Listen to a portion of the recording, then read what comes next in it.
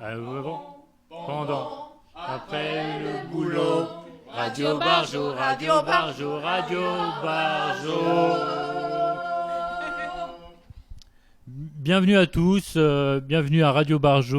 Aujourd'hui, jeudi 25 octobre, nous avons comme invité l'atelier de la faute pensée et Christian Kunz, professeur et infirmier, est invité aujourd'hui à s'exprimer sur l'IFSI de la Robertso. Bien, bonjour, bonjour à toutes et à tous. D'abord, merci de m'avoir invité ici au GEM Aube. Et donc, on est là pour parler effectivement de l'IFSI et de l'atelier de la folle pensée. Alors d'abord, je tenais un peu à présenter l'IFSI, donc c'est l'Institut de formation en soins infirmiers des hôpitaux universitaires de Strasbourg, où nous formons des infirmiers, mais également des aides-soignantes. Donc est également sur ce site une école de puéricultrices, d'auxiliaires de puéricultrices, école des cadres, donc une grande école. Nous avons 180 environ 170 à 180 étudiants par promotion. Ce sont des études de 3 années, donc pour devenir infirmière ou infirmier, 3 ans d'études.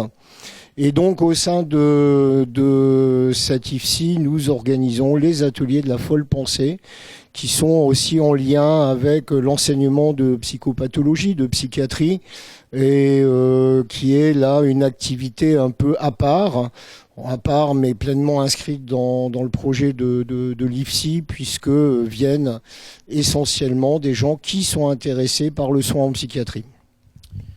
Alors, qui, dans ces ateliers, qui sont et qui animent les ateliers ?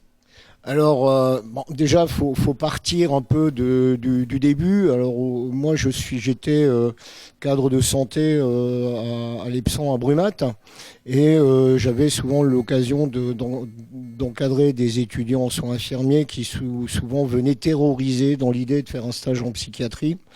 Et quand j'ai été formateur donc à l'IFSI, je suis passé donc du côté enseignement et donc chargé également d'envoyer des étudiants en soins infirmiers en service de psychiatrie. Et mon idée, c'était comment faire que ces jeunes arrivent en psychiatrie n'ayant pas la trouille au ventre, quelque part. Et c'est là qu'avec une collègue qui malheureusement n'a pas pu venir aujourd'hui, Fabienne Santis, nous avons imaginé des ateliers de la folle pensée sur un principe de volontariat total. Et ça, j'insiste beaucoup par rapport à ça. Vient qui veut, vient qui a envie, vient qui est intéressé par le soin en psychiatrie. Il n'y a pas d'obligation, il n'y a pas de feuille de présence. Et donc, on réfléchit autour des actions qu'on peut mener pour la santé mentale. Et c'est comme ça, en 2005, qu'on a rencontré le GEM Aube. Et donc, on a déjà une grande aventure et un grand passé avec vous, le GEM, puisque ça date de 2005. Et donc, on fait des actions communes avec vous, essentiellement. L'atelier de la folle pensée tourne beaucoup avec le GEM. Mais je pense, Olivier, qu'on aura l'occasion de parler des projets qu'on a déjà mis en œuvre avec vous, Oui, bien, merci Christian. Et quand ont-ils commencé ces ateliers Alors, tout doucement, on a commencé en 2005. On savait pas trop quoi y faire, sinon que de parler de psychiatrie. Et à partir de là, la rencontre, comme je viens de le dire, avec le GEM, nous a permis effectivement d'envisager très très rapidement des projets communs, avec une idée qui nous a été commune également, puisque mon but et le vôtre également, parce que je le sais, c'est de déstigmatiser la psychiatrie. J'avais dit tout à l'heure que les étudiants viennent parfois en psychiatrie avec la peur au ventre, donc il y a vraiment un problème de stigmatisation de la maladie mentale. Et donc une des idées aussi, c'était que ces étudiants, futurs professionnels, allaient côtoyer des gens, des usagers que vous êtes, dans un cadre totalement neutre qui est le GEM, et aussi leur montrer qu'il n'y a pas de danger, qu'il n'y a pas de souci, qu'il n'y a pas d'a priori, parce que pour ces futurs professionnels, ils seront de toute façon en lien avec la maladie mentale, et donc il s'agit là de les préparer vraiment à être professionnels et non pas empreint de représentation négative. D'accord. Et pardon, Harmonie, tu as une question, je te passe la parole. En fait, vous avez soulevé une question qui est assez importante parce que vous avez dit que vous essayez de... J'ai eu l'impression, en fait, au travers de votre discours, que vous voulez encourager les étudiants à venir travailler avec les usagers. Ce qui est très positif dans un sens. Mais est-ce que eux-mêmes veulent faire ces démarches de venir vraiment travailler avec les usagers? Parce que il y a une différence entre vouloir travailler sincèrement et venir travailler avec les usagers et se sentir forcé de venir travailler avec les usagers parce qu'on veut gagner sa croûte. Et on est des usagers, mais aussi on est des personnes humaines. OK? Et dans ce sens-là, personnellement, j'ai travaillé avec des enfants et j'ai pas aimé ça. Et quand j'ai pas aimé ça, j'ai vite quitté le boulot. Parce que là, j'étais confrontée avec des enfants. C'est difficile. Donc, j'ai fait ça pendant quelques temps. J'ai fait mon boulot. Je l'ai fait bien. J'ai eu les références que je voulais. Mais j'ai vite quitté parce que ça ne me convenait pas. Mais qu'est-ce qu'on fait quand, par exemple, on travaille pour l'État et on est confronté à des usagers et, par exemple, on est stressé et on gagne sa croûte, on a notre maison à payer. Et en fait, on réalise peut-être 5 ans après qu'on n'aime pas du tout le boulot. Et on voit nos collègues qui peut-être ne sont pas super si sympas avec les usagers tant que ça. Ils perdent un peu les pédales des fois. Et qu'est-ce qu'ils font en général? Est-ce qu'il y a une façon? Est-ce qu'ils ont, je sais pas comment on dit ça en français. Est-ce qu'ils ont des moyens pour s'exprimer quand, par exemple, quand les choses ne vont pas comme prévu, par exemple quand ils ont des problèmes avec les usagers ou qu'ils ont des problèmes avec leurs collègues, parce que souvent ce que j'ai eu l'impression quand j'étais à l'hôpital, c'est qu'ils mettaient leurs problèmes sur les usagers, leurs nerfs sur les usagers. Ils sont en colère, ils se mettent en colère sur les usagers. Et en fait, ce que j'ai remarqué par rapport à l'Angleterre, parce que, excusez-moi, j'ai été un usager de l'Angleterre et en France, ce que j'ai remarqué, parce que au départ, je me disais toujours, oh, c'est toujours notre faute à nous les usagers, parce que peut-être que s'ils nous traitent de cette manière-là, c'est parce qu'on est toujours en colère, parce qu'on est agressif, parce qu'il y a toujours un problème. Et j'ai vu différents pavillons. J'ai eu des expériences avec différents pavillons. Et ce que moi j'ai pas compris, j'espère que je prends pas trop la parole. Et ce que j'ai pas compris par rapport à l'Angleterre, les pavillons, en fait, déjà, c'est séparé. Il y a les hommes d'un côté, les femmes d'un côté. Et les infirmiers sont beaucoup plus stressés. Ils travaillent plus dans un environnement de stress. Ils travaillent plus dans un environnement de stress, c'est-à-dire que les usagers, les hommes sont déjà beaucoup plus agressifs, ils sont déjà beaucoup plus tendus, on donne beaucoup moins de médicaments, les femmes aussi. Donc il y a beaucoup plus de travail, on le sent. Il y a trop de population. Et donc j'ai fait tellement on m'a bougé dans différents pavillons. J'ai été dans un autre hôpital. Et j'ai été dans le meilleur hôpital de Londres, bien au centre, là où il y a, juste à côté du Kensington Palace, juste à côté de là où il y a Princesse Diana qui a eu ses fleurs quand elle est décédée là. Donc j'ai vu cet hôpital et on m'a donné un très bon soin, mais c'était tellement stressant. Et j'ai eu ce respect-là, je me suis sentie traitée avec dignité malgré tout le stress par lequel il passait. Je me suis sentie traitée avec dignité et respect et politesse. Maintenant, on ne peut pas toujours parler de respect, peut-être parce que les gens connaissent. La notion de respect ne vient pas toujours. Les gens, au moins, je me suis sentie traitée avec dignité. Mais j'ai pensé en fait que peut-être que les usagers peuvent stresser les gens énormément. Donc, quand par exemple il y a un problème. C'est normal que les infirmiers s'en prennent énormément à nous, mais j'ai jamais vu ça par rapport à ça là-bas. Donc quand je suis venue ici. Donc merci Harmonie, je suis désolé de te couper, mais il faut que je pose la question maintenant à Christian. Est-ce que Christian, par rapport à la folle pensée, par rapport à ce que vient de dire Harmonie, est-ce que la folle pensée a apporté quelque chose par rapport à la maladie psychique, quoi. La souffrance que peut avoir vécu Harmonie peut avoir été quelque chose qui a pu aider.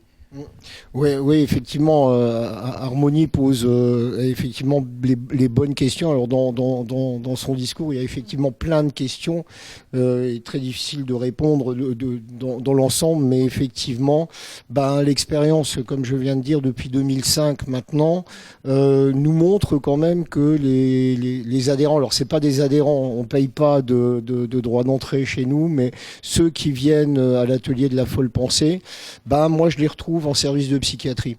Et je suis très content de les voir là-bas, parce qu'effectivement, venir à l'atelier de la folle pensée n'oblige pas à travailler en psychiatrie, bien évidemment, mais très rapidement, on constate que c'est des jeunes gens, des jeunes filles qui ont envie de travailler en psychiatrie, qui ont envie d'exprimer leurs valeurs humaines. Et c'est là où c'est important, effectivement, dans un pavillon de psychiatrie, garder son esprit humain, son esprit bienveillant, parce que traiter la maladie psychique, mentale, c'est pas quelque chose de facile, quoi. C'est quelque chose qui peut nous agresser nous-mêmes, mais il s'agit de garder une posture professionnelle.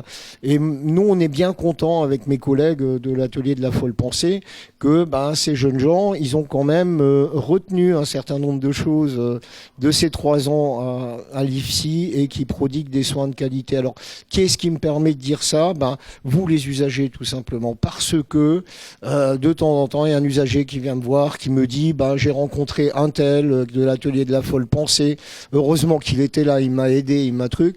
Donc pour nous, ça c'est vraiment du positif, de l'objectif, en disant on n'est pas passé à côté de notre enseignement, qu'on a quand même transmis nos valeurs, déjà nos valeurs soignantes, parce qu'on est soignant à la base, et qu'on a réussi à transmettre ces valeurs et qu'elles sont mises en œuvre. Après, Harmonie, je suis tout à fait d'accord. Tout le monde n'est peut-être pas dans cet état d'esprit. Il y a des soignants qui peut-être sont moins intéressés par le soin relationnel, ou vous le dites, c'est bien également quand vous dites qu'ils viennent juste pour gagner leur croûte. Moi, je pense très sincèrement qu'en psychiatrie, ça doit dépasser ça. C'est sûr qu'un infirmier, actuellement, il gagne pas des 100 et des 1000, c'est pas là où il va s'enrichir, mais je pense qu'il va s'enrichir personnellement. Alors, tout le monde n'est pas dans cet état d'esprit, et forcément, il peut y avoir des éléments de malveillance dans les services. Ça peut arriver, ça ne doit pas arriver, mais malheureusement, tout le monde n'est pas dans cet état d'esprit.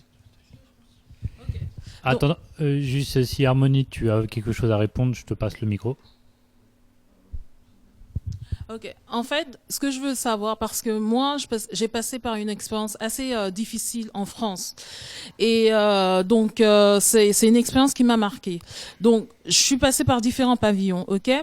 Et donc, mon ressenti en France par rapport à l'Angleterre, c'est que dès qu'on veut se plaindre déjà, on n'a pas le droit de se plaindre. Dès qu'on veut essayer de se plaindre, on vous dit, on vous met à la porte. Et ça m'est arrivé. Dès qu'on dit que le service n'est pas terrible, on vous menace. Et aussi, il y a un moment où j'ai justifié l'abus qui se passait dans les pavillons que j'ai vus en France, parce que j'en ai vu quand même pas mal. J'ai pensé que c'est parce qu'ils sont trop stressés, parce que les patients sont ceci, mais ils sont tellement overdose of medication, il y a tellement d'overdose de médicaments que quand vous voyez les patients, c'est pas parce qu'ils sont violents, c'est pas parce qu'ils sont agressifs, c'est moins que l'Angleterre, c'est tellement moins que je peux pas comprendre que leur comportement montre autant d'agressivité envers les patients. J'ai eu des discours des infirmiers, des infirmières dire « Oh, vous êtes là, vous ne foutez rien, vous prenez la AH gratuit, c'est nous qui payons la mutuelle pour vous avec notre fric, etc. » Ils viennent parler de leurs propos politiques. Moi, j'ai pas envie d'entendre ça. Et c'est des choses qui rabaissent le patient, c'est autant qu'ils enlèvent l'estime du patient, l'estime que le patient a de lui-même. Et j'ai été dans ce pavillon, le pire, sérieusement, le pire, oh mon Dieu, le pire, je suis restée dans un pavillon pendant 2 ans. Donc, je vais pas dire le nom. Disons que le nom du docteur s'appelle Davidette. Et en fait, je suis restée dans ce pavillon pendant 2 ans. Et sincèrement, ce pavillon est c'est pas que c'est le meilleur pavillon, mais c'est le pavillon le plus relax. Ils n'ont rien à faire, les infirmiers. La seule chose qu'ils ont à faire, c'est boire leur café, fumer leurs cigarettes et parler entre eux. Vous voulez parler avec eux, ils vont vous ignorer, ils vont parler juste entre eux. Vous leur posez une question et vous leur dites bonjour, etc. Ils vont vous faire signe, ils vous voient pas et ils vont se tourner vers leurs collègues en train de parler. Juste même faire une conversation avec vous, ça, c'est comme si c'est trop demandé. Et maintenant, quand vous dites que vous n'êtes pas content du service, parce que quand vous voulez parler et que vous voulez vous plaindre de ce service, vous ne savez pas où adresser votre plainte. Ils disent que vous devez vous adresser au directeur. Mais qu'est-ce que le directeur va faire ? Alors, merci Harmonie, mais là, on va un peu dévier du sujet parce que le sujet, proprement dit, était les ateliers de la folle pensée. Et là, j'ai une question toute bien répondue, mais merci de ton témoignage. Il est très important à nos yeux et on le remercie tous. Mais par rapport à l'atelier de la folle pensée, j'ai une question qui me brûle les lèvres, c'est quels sont les ateliers de la folle pensée proprement dite chez vous à l'IFSI? Alors, d'abord, bon, sans répondre, alors j'aimerais bien répondre à Harmonie, alors je comprends bien, effectivement, Olivier, c'est vrai qu'il faudra encore une autre émission de radio, effectivement, pour aborder tout, et je viendrai avec plaisir, donc, mais c'est vrai que Harmonie pose des vraies questions, mais bon, c'est vrai qu'on n'a pas forcément le temps d'en parler. Alors, Olivier, l'atelier de la folle pensée, bon, déjà, on se réunit pas toutes les semaines, on se réunit pas tous les jours, parce qu'une vie à l'IFSI, c'est très rempli pour les étudiants et pour nous formateurs également. Donc ça se fait hors du cadre des cours, donc sur le principe du volontariat. Et c'est en général le soir après 18h, après une journée de cours déjà bien remplie, quoi, hein. Donc il faut déjà un peu en vouloir de venir, parce qu'en général on est un peu fatigué. Et on se réunit alors ce qui compte à l'atelier de la folle pensée, c'est la convivialité. Quand le GEM arrive, il y a toujours à boire, il y a toujours un peu à manger, on se prend pas la tête, on discute de choses et d'autres, hein, et pas forcément que de psychiatrie, et heureusement d'ailleurs. Et à partir de là, on élabore les projets. Qu'est-ce qu'on peut faire ensemble ? Quelles seraient les actions à mener ? Donc on a des débats, on n'est pas toujours d'accord. Et ce qui est bien d'ailleurs, hein, c'est plutôt pas mal. Mais c'est un lieu de parole. Et avant tout, et comme la psychiatrie doit rester un lieu de parole, alors, malheureusement l'expérience d'Harmonie n'est pas celle-là, mais la psychiatrie avant tout doit toujours rester un lieu de parole. Et l'atelier de la folle pensée, c'est un échange également entre nous, et pas dans des rapports de supériorité, jamais. On n'est pas du tout là-dedans. On est moins formateur à l'atelier de la folle pensée. On est davantage sur un rapport d'égalité, que ce soit avec les usagers, les étudiants, entre nous-mêmes, etc. Donc la parole est beaucoup plus libre et permet tout simplement d'élaborer des projets quand même très intéressants. On aura certainement l'occasion d'en parler, Olivier, dans quelques instants. Alors, j'ai une autre question, c'était par rapport à l'atelier de la folle pensée, existe-t-il ailleurs qu'à Strasbourg, ou existe-t-il ailleurs dans le monde ? Alors nous sommes les seuls au monde. Les seuls au monde. Alors à ma connaissance, bien évidemment, hein, c'est un peu prétentieux ce que je viens de dire à l'instant, mais je crois que c'est franchement, sans nous amener des fleurs ou des choses comme ça, c'est une idée originale, je pense. Je n'ai pas connaissance pour ma part, d'une expérience similaire ailleurs, quoi, hein. Alors il y a d'autres choses qui se font dans d'autres IFSI, hein, et je crois que ce qui est important, c'est justement dans la pédagogie aussi mettre de la créativité pour intéresser nos jeunes et pour les intéresser au futur métier qui sera le leur. Et on est en même temps, alors j'ai dit on n'est pas dans la pédagogie, mais on y reste quand même quelque part, puisque c'est un sujet qui nous intéresse professionnellement, la psychiatrie, puisque tous ces jeunes, quoi qu'ils fassent après, seront confrontés dans leur métier à la souffrance psychique. Ok, et j'ai une demande particulière, c'est connaissez-vous le sujet de la prochaine information en santé mentale ? Alors là, on est aux grosses têtes, on est sur RTL, on a changé de radio. Voilà. Alors je crois savoir. Alors je crois savoir, oui. Pardon, la semaine de l'information. La semaine d'information de la santé mentale. Effectivement, je crois qu'elle est orientée vers l'ère du numérique. Est-ce que j'ai gagné la cagnotte? Vous avez gagné. Ouais, je vais être riche. Est-ce que vous pensez que le numérique, et ça, c'est une question que je lance à peu près à tout le monde, est-ce que vous pensez qu'à l'époque du numérique, vous pensez que la psychiatrie institutionnelle est une psychiatrie qui va avec l'air du temps? Très bonne question. Alors, l'ère du numérique, bien sûr, on est tous noyés dans l'ère du numérique. D'ailleurs, quand on souffre d'une pathologie mentale, la plupart des personnes se précipitent sur l'ordinateur, tapent les mots-clés du médecin qu'il vient de voir et on tombe sur des sites, effectivement, qui peuvent être intéressants, d'autres beaucoup moins. On a les réseaux sociaux également, hein, donc... je pense personnellement que ça participe effectivement à l'information collective, mais elle n'est pas toujours donnée à bon escient sur ces réseaux sociaux, sur ces sites, et qu'on peut y trouver tout et n'importe quoi, et que ça peut éventuellement être un peu dangereux quand même pour certaines personnes si on ne sait pas y faire y veiller, y faire attention.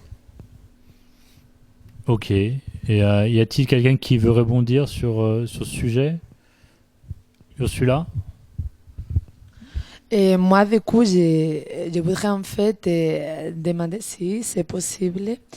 Et voilà, une première anticipation de ce que vous envisagez à faire avec l'association Jeune Aube pour rapport à la semaine d'information en santé mentale pour l'année prochaine. Est-il possible d'avoir quelques pistes pour rapport à les actions que vous faites ensemble, et voilà, toujours en lien avec la stigmatisation de les maladies psychiques? Alors oui, effectivement, on a un projet en cours actuellement et il va normalement, si tout va bien, se situer aux alentours des semaines de la santé mentale, et c'est toujours avec le GEM. Et donc, dans le cadre de votre activité, votre atelier écriture, vous avez écrit des scénettes, vous avez écrit des expériences, un peu comme Harmonie, hein, on retrouve un peu les mêmes choses. Et l'idée, c'est de les mettre en scène à l'IFSI, de les mettre en scène, de les jouer. Alors c'est un peu le gros travail actuellement, c'est-à-dire qu'on bloque un peu. Actuellement, on était en réunion mardi soir, et c'est vrai, alors bien sûr, ça s'est bien passé comme toujours, mais on a un peu de difficulté à mettre les choses en scène cette année. Mais le projet, il est là.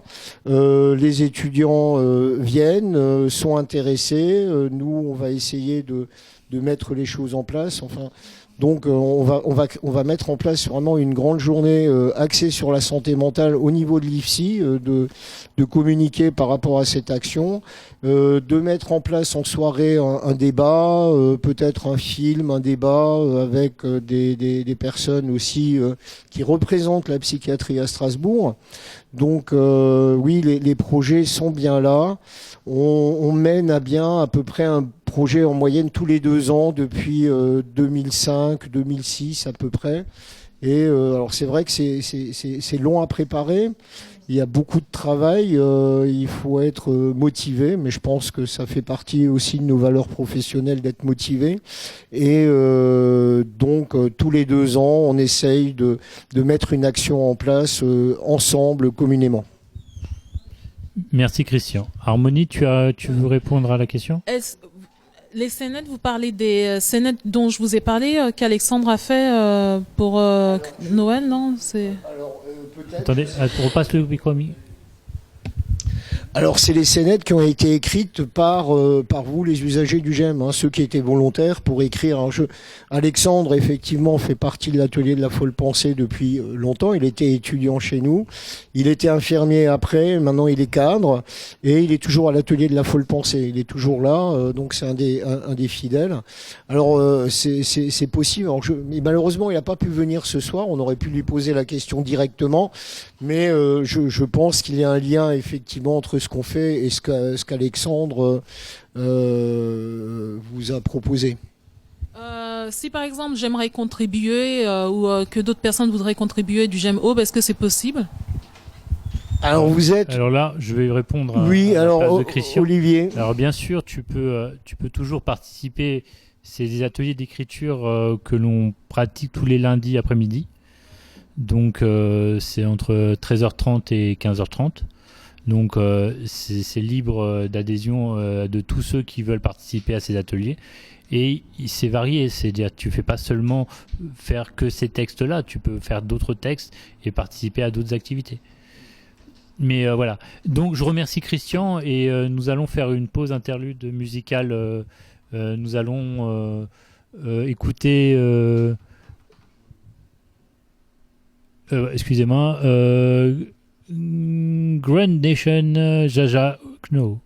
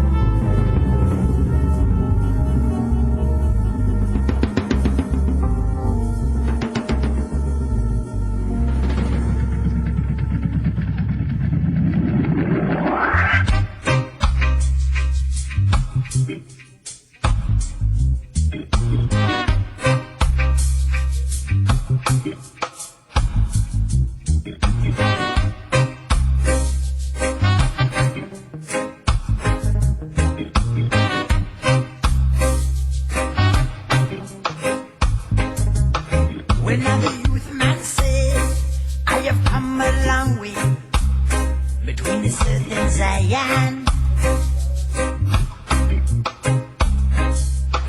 And then the warrior say I too have made my way as I roll upon this road of iron. And the mango and the shandigo, but we shall stay to face this dragon war. And the mango and the shandigo, but we shall stay to face this dragon war. For the fool, no one say it. Who like the sand of the seashores we shall have. Who the fool, no one say it. Who the time shall come when I deny you testify. Morning at every message as the siege with the whole to Babylon. Run a banana sideline. Oh, start to make it so. Jaja no savior. And I know rock Lord. Jaja I know.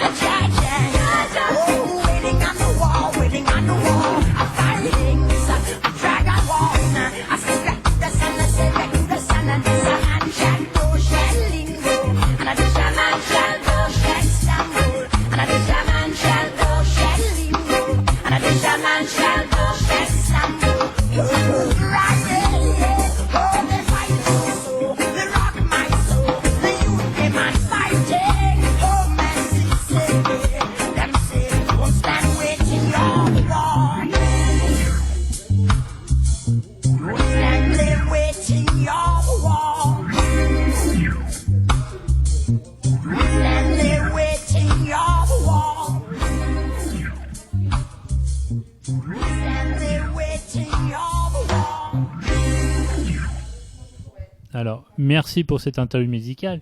Merci Jérémy. Donc voilà, nous allons commencer le débat maintenant qu'on en sait plus sur les ateliers de la folle pensée. Vous pouvez contribuer à nos interrogations sur le sujet qui pense être intéressant d'aborder aujourd'hui, c'est le regard sur le trouble psychique dans la formation médicale ou paramédicale. Et Harmonie, tu avais une question à poser, donc je te laisse la parole, mais après on revient tout de suite sur le sujet. Vas-y. Sur la plainte? Non, vas-y. En fait, ce que je veux savoir, parce qu'on a parlé, on n'a pas pu toucher à la profondeur de ce que je voulais vraiment toucher. Donc, je vais aller très vite, très vite. Ce que je veux savoir, en fait, c'est parce que j'ai fait la différence, etc. Et j'ai vu qu'il y avait une différence par rapport à la façon dont j'ai été traitée, en général, par rapport à certains pavillons ici. Et il y a un pavillon, sincèrement, où ça a été très mal. Mais quand je suis sortie, la prise en charge s'est très mal passée. Il y a un psychiatre en particulier qui m'a vraiment très mal traitée. Et ce psychiatre, en plus, se permet de faire beaucoup de choses et j'ai perdu mon logement 2 fois à cause de ce psychiatre. Maintenant, si je dis ça, personne va me croire. Ils vont me dire ah mais oui, vous avez les nerfs à fleur de peau, etc. Et en fait, quand j'ai essayé de me plaindre, il s'est permis de me dire écoutez, vous n'êtes pas contente, on va vous changer de psychiatre. Et moi, je peux pas comprendre ce genre de comportement. Donc, ça a affecté tout mon traitement, etc. J'ai dégringolé. Je peux pas comprendre que juste parce qu'on se plaint, il y a des conséquences négatives. Mais alors, est-ce qu'on va payer chaque fois qu'on se plaint de manière négative? Est-ce que c'est bien de se plaindre en fin de compte ou est-ce qu'il faut se taire? Alors, Harmonie, là, je vais répondre parce que ça évoque chez moi une chose, c'est que j'ai été peu de temps pendant ma période où j'étais président de l'association GEMOB, j'ai été délégué et représentant des usagers auprès de Erstein. Et à Erstein, ils m'ont invité, et je dis bien invité, c'est l'hôpital qui m'a proposé de faire une commission, et donc j'ai accepté, et dans cette commission, je peux dévoiler, il n'y a rien de secret, on n'a pas signé un truc en disant il ne faut rien divulguer, tout ça, on avait des plaintes de gens, mais elles étaient valables que 2 mois, elles n'étaient pas valables plus. C'est-à-dire que si tu reviens sur un passé qui a plus de 2 ans, bah, plus de 2 mois, tu seras pas crédible aux yeux de l'hôpital. C'est ça que je veux te dire. Eh ben, ça, c'est en plus injuste. J'ai pas dit que c'était juste. Non, j'ai dit juste que l'hôpital ne peut pas se gérer toutes les crises de toutes les personnes qui sont sorties de l'hôpital après plus de 2 mois. Tu ne m'as pas bien posé la question et tu ne m'as pas entendu jusqu'à la fin. Ce que je t'ai dit, c'est que je suis restée dans cet hôpital pendant 2 ans. Je suis arrivée ici il y a 4 ans. Ce monsieur m'a suivi pendant 4 ans jusqu'à maintenant. Il m'a rendu la vie infernale. Jusqu'au point où je me suis plainte. Et en plus, il se permet de me dire que c'est moi le problème, que je suis malade. Attention, parce que je me suis plainte. Il m'a dit, vous êtes malade, Madame Loco. Il m'a dit je suis malade. Il m'a dit que attendez, je suis allée dans un magasin de maquillage. Je me suis fait poser du maquillage. J'y vais de temps à autre. Il me fait croire que je suis une voleuse parce que je me suis fait poser du maquillage gratuit. Maintenant, si vous, est-ce que c'est vraiment le sujet de ce soir? Je pense pas parce que là on parle. On va passer le micro à Christian, mais je t'assure, Harmonie, il faudra en débattre sur un autre sujet, mais c'est quelque chose qui te toucherait énormément. Donc il faudrait peut-être aborder déjà la situation autrement, je pense.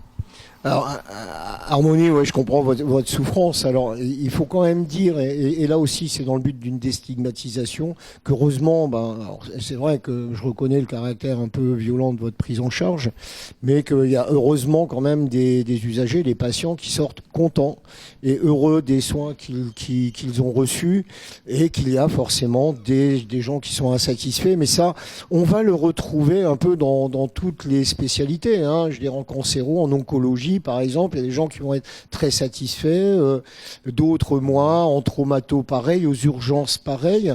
C'est-à-dire que notre système de santé, il est fait comme ça, et puis que malheureusement, c'est souvent une question de chance ou de pas de chance sur qui on tombe, sur quel professionnel on tombe. Donc voilà. Après, si on revient sur le sujet de notre débat, Olivier, est-ce que tu peux me rappeler la question, s'il te plaît? Oui, alors c'était le regard des troubles psychiques dans la formation médicale et paramédicale. Ouais. Alors effectivement, alors là tu viens d'aborder deux points totalement différents dans les formations médicales et paramédicales. Alors c'est pas pareil du tout. Nous, on est une formation paramédicale. Alors là aussi, sans juger, sans rien, c'est factuel. Hein, ce sont des faits. Un médecin, par exemple, médecin généraliste, ne bénéficie que quelques malheureuses petites heures dans sa formation de psychiatrie. Bénéficie d'une formation en psychiatrie de quelques petites heures. Alors qu'est-ce qui se passe en réalité ? Le premier interlocuteur par rapport aux maladies mentales, c'est le médecin généraliste. On sait qu'il est très très mal formé par rapport à ça, quoi, hein. Donc ça c'est un véritable problème, quoi, hein. C'est-à-dire quand vous êtes dépressif et le médecin il connaît pas trop ce qu'est la maladie dépressive, ça va être compliqué. Alors bizarrement, et ça je vais peut-être étonner un peu tout le monde, nos infirmières ont beaucoup plus d'heures d'enseignement de psychiatrie que les médecins généralistes. Alors bien sûr, si un médecin dans sa spécialité se prépare à la psychiatrie, bien sûr, il sera hyper bien préparé à la psychiatrie, mais le médecin généraliste, après il peut faire des formations continues, hein, ça c'est pas le problème, mais à la base, il n'est pas formé ou très très mal formé à la psychiatrie. Nos étudiants bénéficient de 2 unités d'enseignement de psychopathologie, donc de psychiatrie, ce qui reste quand même malgré tout très très insuffisant quand on veut travailler en psychiatrie. Alors l'idée du législateur, c'était de faire des masters un peu de spécialisation, peut-être en psychiatrie, mais qui pour l'instant n'existent pas. C'est-à-dire qu'un jeune infirmier, une jeune infirmière qui débute dans le métier, moi j'avoue humblement qu'ils ne sont pas suffisamment préparés pour aborder, alors c'est peut-être vrai pour toutes les spécialités aussi, mais n'est pas suffisamment armé pour travailler en psychiatrie. Après c'est peut-être pas grave parce qu'il y a des gens d'expérience qui travaillent à ses côtés ou à leur côté, et là aussi on apprend aussi, c'est en forgeant qu'on devient forgeron. Donc c'est vrai que la question de la psychiatrie et de son enseignement est encore une chose à développer en France, moi je le pense très, très sincèrement. D'accord. Attends, Ursula, j'avais Jérémy qui voulait poser une question. Je lui passe le micro. Alors, donc on va parler Ursula va parler Merci, du sujet qui lui tient à cœur. Ouais, Christian, en fait, vous savez, on parlait des changements et par rapport à la formation et des infirmières. Et en fait, si je ne me trompe pas, avant, il avait une formation spécifique pour les personnes qui s'étaient dirigées dans les soins psychiatriques. Là, actuellement, il a une réforme, donc maintenant, il y a qu'une petite partie de ça.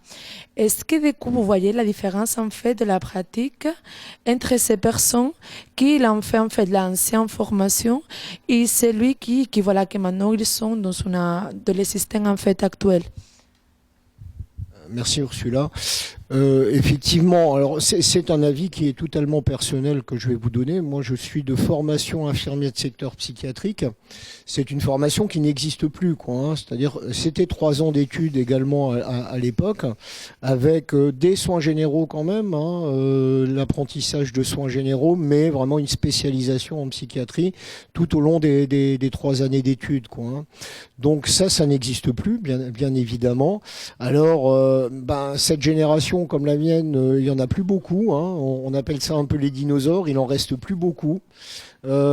Puisque cette formation a été abandonnée en 1992, donc quand même pas mal d'années, et qui a été donc mis cette formation dans un tronc commun, c'est-à-dire on devenait infirmier en soins généraux, y compris pour la psychiatrie, quoi, hein. Cette formation avec le nouveau référentiel, elle reprend un peu cette idée-là, même si l'enseignement n'est plus le même, mais il n'y a pas de spécialisation en psychiatrie. Si vous avez un diplôme d'état d'infirmier ou d'infirmière, vous pouvez travailler en onco, en traumato, aux urgences, en psychiatrie, en gériatrie, etc., quoi, hein. Donc, alors, Ursula, est-ce qu'il y a une différence ?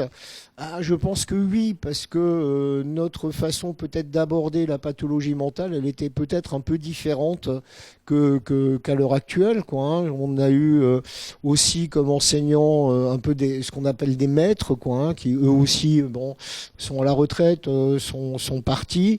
c'était un enseignement un peu différent de la psychiatrie. Alors, est-ce qu'on était meilleur que d'autres? Non, certainement pas. Non, faut être humblement, faut le dire aussi. Mais on avait une approche certainement un peu différente des soins relationnels en psychiatrie, parce que on a peut-être eu l'occasion de travailler plus durant nos études sur cette question des soins relationnels en psychiatrie. Et je ne me permettrai surtout pas de dire que les étudiants infirmiers ou les nouveaux infirmiers sont des gens incapables en psychiatrie. Ils ont simplement un peu moins d'outils que nous avions, mais les outils, ça s'acquiert au fil du temps, au fil des années, au fil de l'expérience. D'accord. Merci Christian. Je vais passer la question. Jérémy avait 2 questions à poser, ou une ou deux. Je lui passe le micro. Merci Olivier. Christian Kunz, je me demandais par rapport aux ateliers de la folle pensée. Vous disiez que c'est des ateliers qui sont uniquement sur volontariat. Alors, est-ce que ça crée pas un filtre qui ferait que peut-être les étudiants qui viennent, qui assistent à cet atelier, sont peut-être les plus sensibles déjà de base? Et en tout cas, quel rapport, dites-moi, les étudiants néo-arrivants, primo-arrivants ont avec la psychiatrie, la santé mentale, etc. Alors, ouais, effectivement, nous, notre accroche, c'est quelque part, vient surtout ceux qui ont un intérêt pour le soin en psychiatrie, quoi. Donc c'est aussi une façon un peu de découvrir un peu autre chose, de découvrir aussi un monde qu'ils ne connaissent pas forcément. Et donc à partir de ce moment-là, c'est vrai que ça intéresse ou ça intéresse pas. Et justement, nous, notre idée, on vient un jour et après on vient plus. C'est pas un problème du tout. Notre slogan d'ailleurs, c'est faut le penser un jour, faut le penser toujours. C'est-à-dire que du moment qu'on est venu à la folle pensée, on est un peu membre symboliquement à vie, quoi. Donc après, on a aussi parfois d'anciens étudiants qui viennent de nouveau nous contacter alors qu'ils étaient venus 1 ou 2 fois. C'est très variable en fonction des personnes. Il y a des personnes qui viennent 1 fois, et comme Alexandre, malheureusement, qui n'a pas pu venir ce soir, il est toujours là. Il était étudiant chez nous, il est cadre de santé maintenant. Voilà, c'est très très variable. Chacun peut venir y chercher ce qu'il a envie d'y trouver. Et je répète, c'est pas des cours. Alors ça peut être un questionnement effectivement sur la psychiatrie, mais on va laisser ça au cours. Et c'est surtout des échanges, comme je viens de le dire. Et comme le disait l'ancien président il y a quelques années, ta blouse d'infirmier, tu la laisses accrocher à la porte. Et je pense que le message a été bien reçu. Puis c'était pas notre but non plus de jouer les apprentis sorciers au GEM. C'était pas le but du tout. On n'est pas là comme en tant que soignant, même si nous sommes soignants, futurs soignants, c'est pas du tout le but. Et notre but, ça n'a jamais été de venir guérir entre guillemets les adhérents du GEM ou de faire des expérimentations psychiatriques. Non, bien au contraire. Voilà.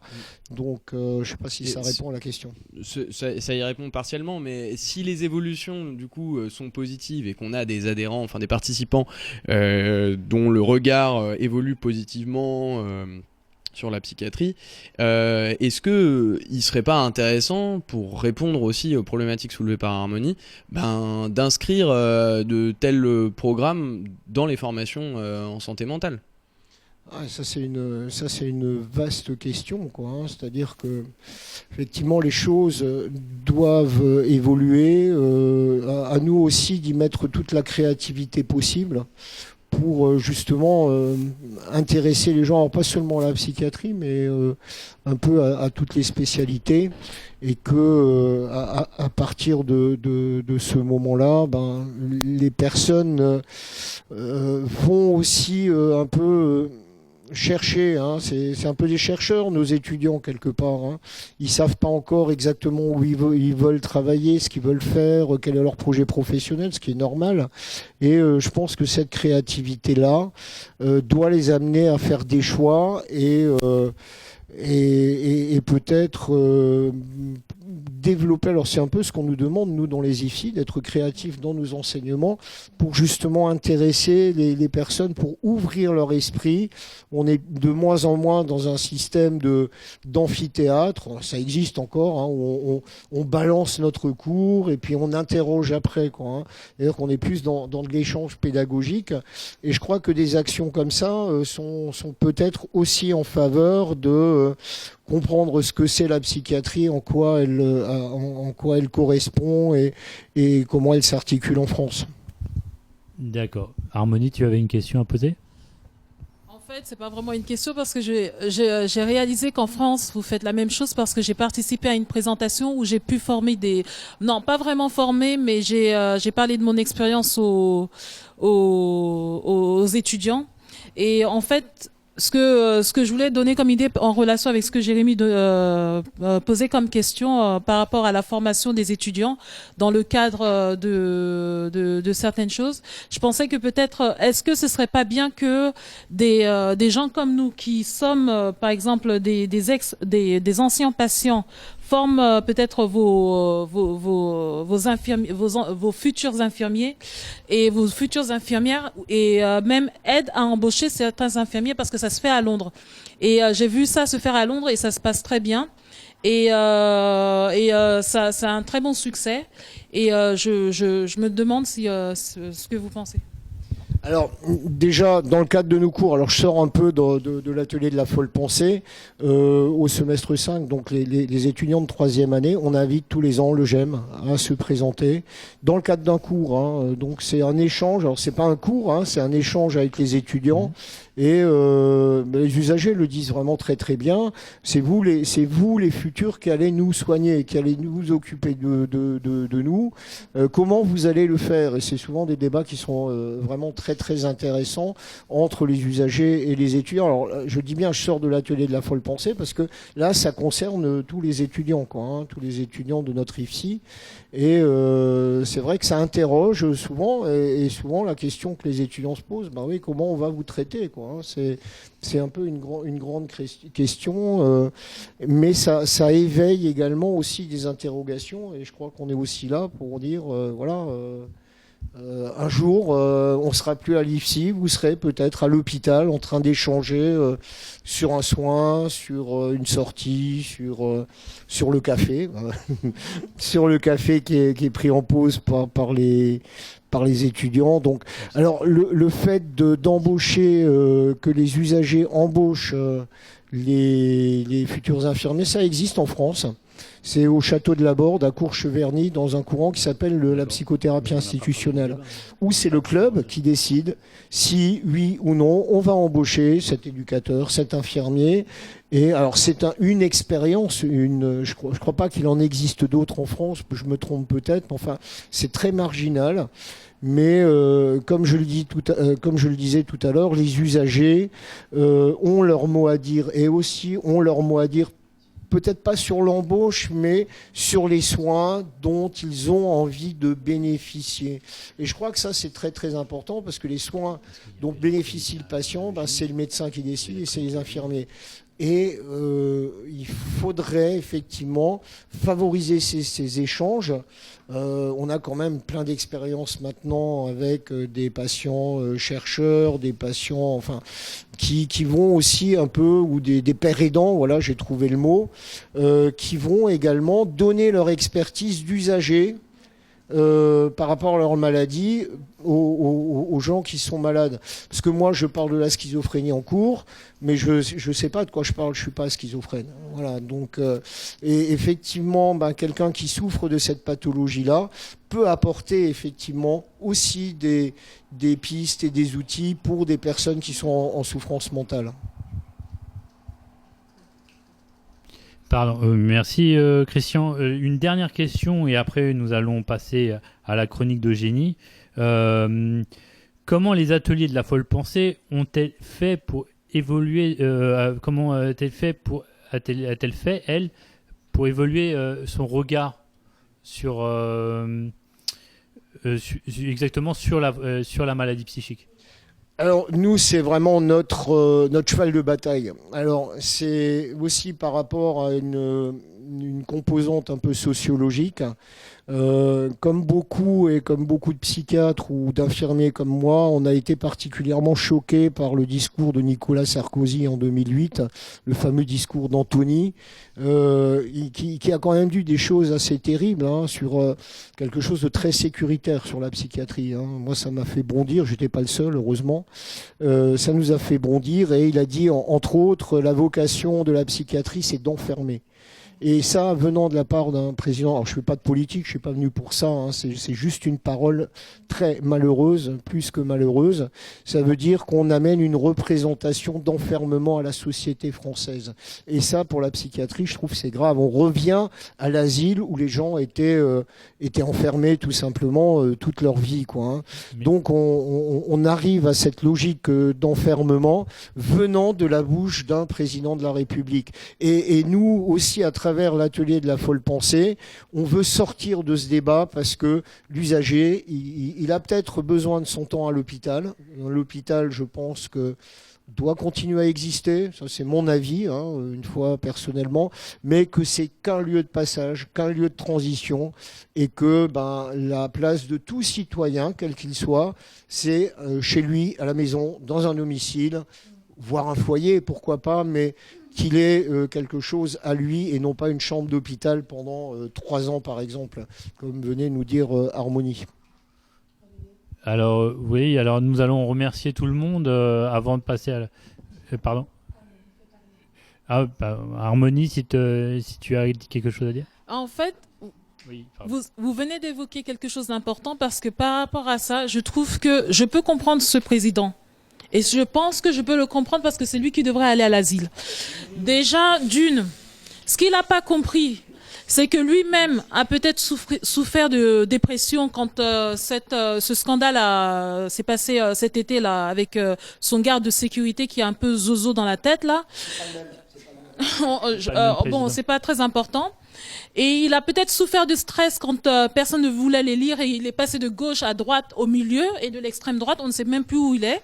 Merci Harmonie pour ta dernière remarque. En vrai, c'est important de rappeler que oui, même le président de la République peut être atteint de troubles psychiatriques, certainement qu'il l'est. On est probablement tous d'accord ici.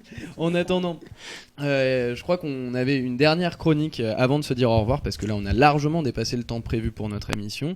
C'était bien que tout le monde puisse s'exprimer et on va juste laisser la parole à Eugénie pour la chronique qu'elle nous a préparée. Alors voilà, en fait, je voulais faire une chronique sur les bienfaits de la musique sur la santé. La musique, c'est festif, délassant, agréable, mais pas seulement. C'est aussi une source de bienfaits qui permet de se réconcilier avec soi-même. Le rôle de la musique sur la mémoire est important tout au long de notre vie. Notre identité se construit et se maintient notamment par les souvenirs que nous engrangeons. Pratiquer la musique a également des impacts positifs sur notre cerveau. Des études montrent que l'apprentissage de la musique modifie la structure et le fonctionnement de différentes aires du cerveau. Chez les enfants, jouer d'un instrument améliore la sensibilité auditive, mais aussi les capacités motrices et attentionnelles. La musique est aussi un formidable moyen d'augmenter la créativité. Si vous êtes musicien, vous aurez peut-être moins de problèmes d'audition en vieillissant. Ces bienfaits sont de mieux en mieux compris au niveau cérébral, même dans le cas de maladies neurologiques. La musique accentue aussi la qualité du sommeil. Des études effectuées dans le passé avaient déjà démontré les vertus de la musique sur l'anxiété, l'angoisse et la douleur post-chirurgicale.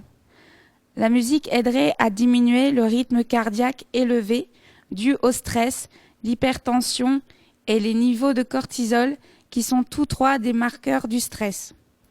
Dans une étude britannique, les participants devaient écouter de la musique en marchant sur un tapis d'entraînement jusqu'à épuisement. Par rapport à des personnes qui n'écoutaient pas de musique, ceux qui faisaient cet exercice en musique étaient plus endurants. La musique agissait peut-être sur la motivation. Une autre hypothèse est que la musique nous distrait et nous évite de penser à l'effort. Merci Eugénie, et nous allons clore cette soirée en remerciant tout le monde. Alors je remercie Christian Kunz, Christian à la réalisation de cette émission, assisté de Jérémy, d'Ursula, d'Harmonie, d'Eugénie, de Luc, de Taouria, et la participation enfin de Christian qui a accepté cette invitation, et Christian Kunz, pardon, qui a d'avoir accepté cette invitation, et espère une nouvelle émission qui lui aura plu, et de vous dire au revoir et de quitter avec Gravité, le morceau de Fabien Berger. Gravité. Je peux. Alors merci au GMO merci au GMO de m'avoir invité. C'est toujours un réel plaisir de venir, de débattre par rapport à des sujets qui en fait nous sont communs. Voilà, ils nous sont totalement communs où qu'on se place. C'est vraiment avec un grand plaisir que je suis venu vers vous ce soir en espérant qu'on se revoit très bientôt. Au revoir à tous.